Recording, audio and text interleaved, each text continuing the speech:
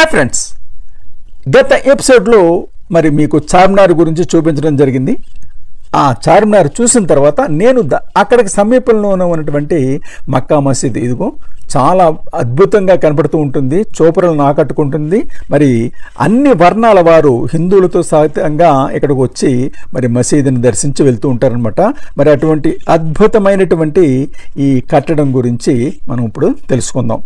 భారతదేశంలోని హైదరాబాదులో ప్రాచీన మరియు అతి పెద్దదైన మసీదులలో మక్కా మసీద్ ఒకటి. ఇది చార్మినార్కు 100 గజాల దూరంలో ఉంది.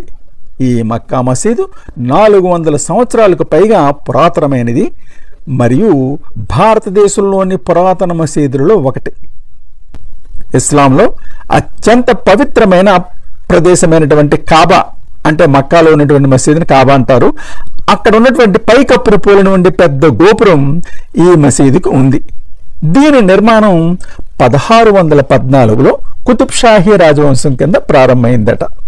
1617లో మహమ్మద్ కులీ కుతుబ్ షా, మీర్ ఫజలుల్లా బేగ్, రంగయ్య చౌదరిల ఆధ్వర్యంలో ఈ మసీదు కట్టబడింది. అబ్దుల్లా కులీ కుతుబ్ షా తానిషా కాలంలోనూ దీని నిర్మాణం కొనసాగింది. ఆ విధంగా 1694లో మొఘల్ చక్రవర్తి అయిన ఔరంగజేబు ఈ మసీదు నిర్మాణాన్ని పూర్తి కావించారట. దీని నిర్మాణం కొరకు 8000 మంది పనివారు పనిచేశారని, 77 సంవత్సరాలు పట్టిందని తెలుస్తుంది. అటువంటి మక్కా మసీదు చార్మినార్కి నైరుతి దిశలో ఉంది. ఈ మసీదు నిర్మాణం కొరకు మక్కా నుండి ఇటుకలు తెప్పించారని నమ్ముతారు. వాటిని మసీదు మధ్యలో ఉన్న ఆర్చ్లో ఉపయోగించారని, అందుకే దీని పేరు మక్కా మసీదుగా స్థిరపడిందని అంటారు. దీని హాలు 75 అడుగుల ఎత్తు ఉంటుంది. ఇక వెడల్పు చూసినట్టయితే 220 అడుగుల వెడల్పు ఉంటుంది. 180 అడుగుల పొడవు కలిగి అద్భుతంగా ఈ మసీదు చూపర్లను ఆకట్టుకుంటుంది. ఈ మసీదులో మహమ్మద్ ప్రవక్త యొక్క పవిత్ర కేశంతో సహా పవిత్ర అవశేషాలను కలిగి ఉందని చెబుతారు.